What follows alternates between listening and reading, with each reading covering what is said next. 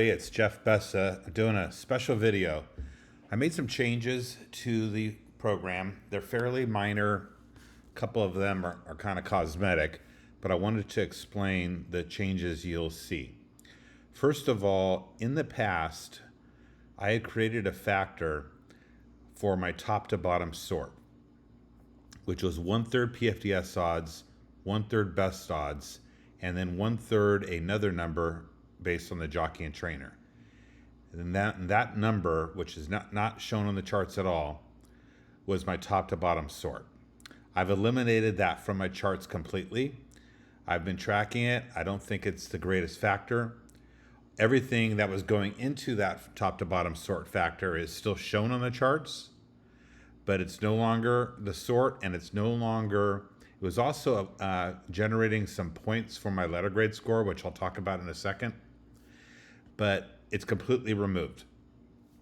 The top to bottom sort now is strictly PFDS odds, which is my original formula for this chart, and I believe it's the most important formula and most important column in the chart. And it is now going to be the top to bottom sort. So you'll see this 1, 2, 3, always 1, 2, 3.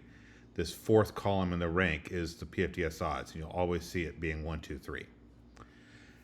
All right, so now that's PFDS odds is now the top to bottom sort. You know, that's changes some things, but it shouldn't change how you fundamentally read the chart.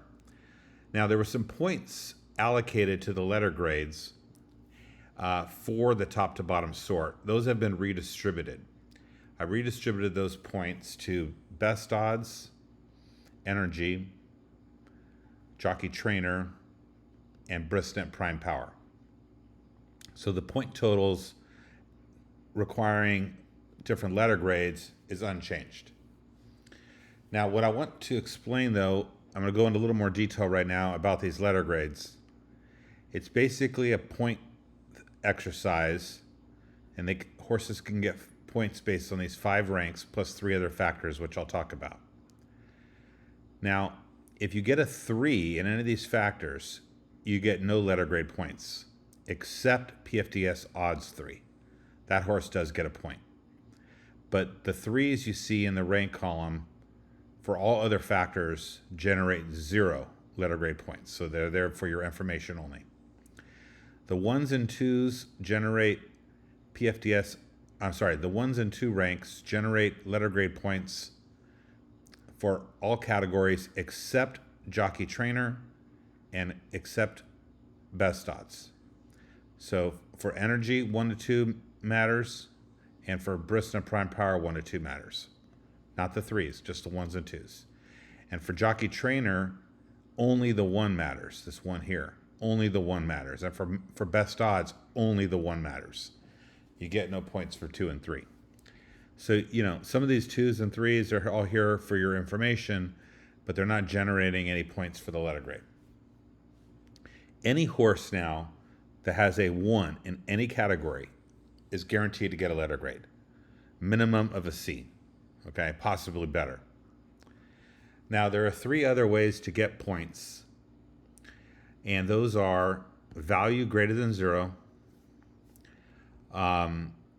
best odds improves from PFDS odds. So, for example, Richie's on a roll, 2.2 to 1.4, that generates a point. And the horse with the best early speed in any race that I think that's an advantage, and the best or the best late speed in races where I think that's an advantage. Okay, so those are the 3 points you could possibly get besides ranks. All right, I gave you a little extra detail on these letter grades. I think the letter grades will continue to work the way they worked before. We're going to keep a close eye on it. A couple of things I fixed. With first-time starters, you have a bunch of first-time starters in a race. They're going to get all these ties for energy and bristant prime power, ties of 0, I might add.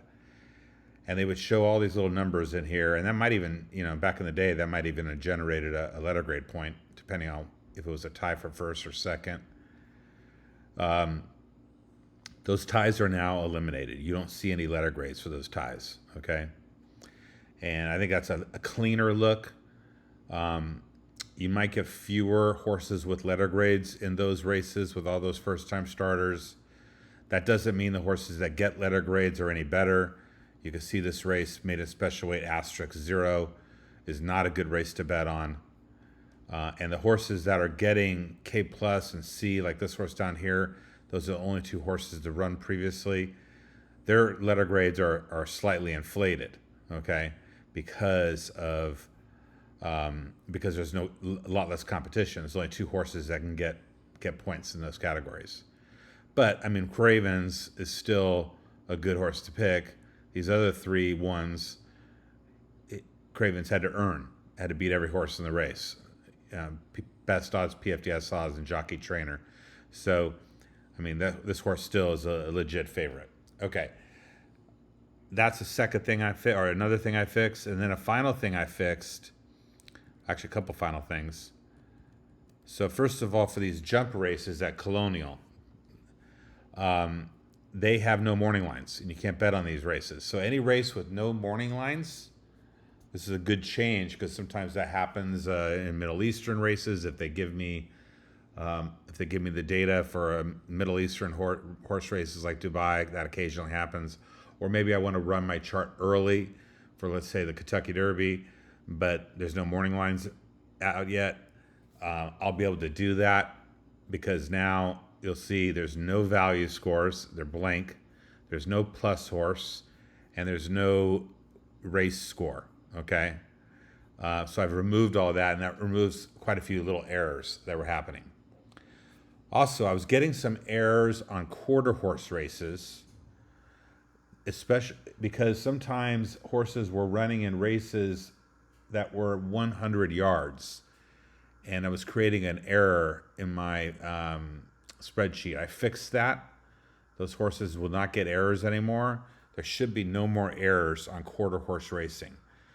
That only happened occasionally, but I didn't like it, so I eliminated it. Now, I don't trust my charts for quarter horse racing. I know some people do out there, and some people use them. I only run my charts for quarter horse races if there's also thoroughbred races being run on the day. Maybe in the future I'll make some improvements to the quarter horse charts. They do run now. I just wouldn't. Me personally, I don't trust them, but mainly my trust is because I don't play them. I just don't play quarter horses. But I know a lot of people who have used my charts in quarter horse racing and who have complimented them and who like them. That's good to hear, but I can't personally vouch for them. All right, those are the summary of changes. If you got any questions, please don't hesitate to either DM me on Twitter or send me an email, and I'll be happy to respond. And I'll be keeping a close eye on it to make sure that these changes are working the way that I expect. Take care. Have fun.